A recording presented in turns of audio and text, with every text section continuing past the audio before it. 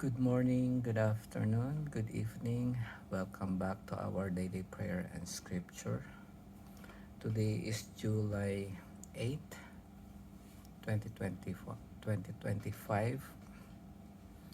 Actually, na dito, 12:50 na ng umaga.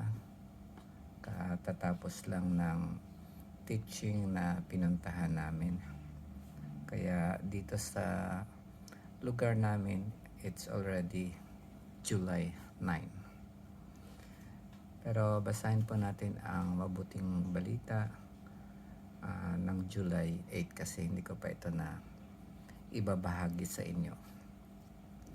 Ang ating pong mabuting balita ayon kay San Mateo chapter 9 verse 32 up to 38. Pagkaalis nila, dinala kay Jesus ang isang piping inaalihan ng demonyo.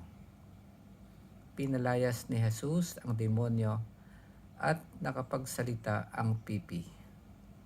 Nang namangha ang mga tao at sinabi nila, "Kailan may walang nakitang katulad nito sa Israel." Datapwat sinabi ng mga Pariseo, ang prinsipe ng demonyo ang nagbigay sa kanya ng kapangyarihang magpalayas ng mga demonyo.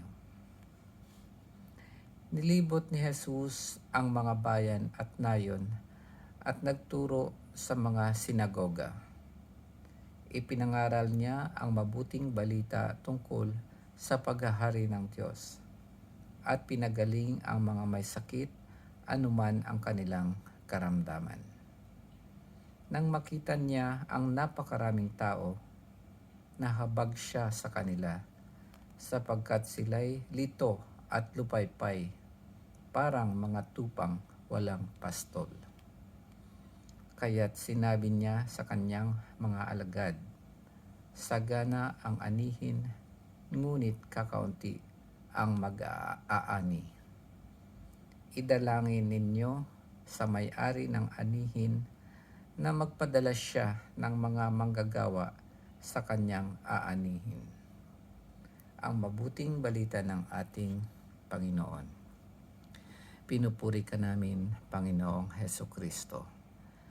Sa atin pong nabasa ngayon, narinig natin na si Jesus ay nagkaroon ng compassion, pagkahabag. Nahahabag siya sa kanila sapagkat sila'y lito at lupaypay, parang mga tupang walang pastol. Dito ang Panginoon ay nahabag sa kanila hindi lamang dahil sa kanilang physical na pangangailangan, pero ganun din sa kanilang spiritual na pangangailangan.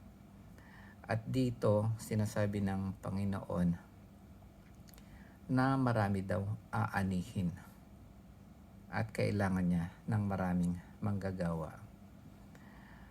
Ang nakita ko dito sa sinabi na ito, kapag nag-aani tayo ng pananim, pagkatapos tayo mag-ani, mapapakinabangan na natin ang bunga nito at pwede na nating kainin.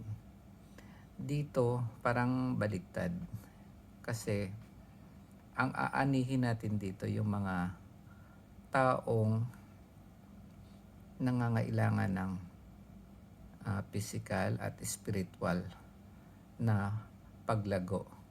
Kapag inani mo sila, kailangang maging pastol kanila para silang mga tupa na kailangan nila ng pastol, na kailangan silang pakainin ng mga salita ng Diyos, kailangan silang ingatan at bantayan para lumago sila sa kanilang spiritual na buhay. Ganon din naman sa mga naghihirap, hindi lamang sa spiritual kundi sa physical na pangangailangan, kailangan din silang tulungan. Kaya kung mag-aani tayo ng pananim, talagang madali lang kumuha ng mag-aani. Pero sa sitwasyon na ganito, na ang aanihin natin ay mga tao na nag nagkukulang, maraming mga pangangailangan. Parang ang hirap maghanap ng manggagawa para sa pag-ani sa kanila. Kasi meron siyang kaakibat na misyon o responsibilidad na na palaguin ang kanilang espiritual na buhay. Bigyan sila ng sapat na kakainin, both physical at kanilang spiritual. Sana po ay nakatulong ang munting pagnilay-nilay natin sa mabuting balita ngayong araw na ito. Maraming salamat po sa pakikinig and pagpalain po tayo ng Panginoon. Amen.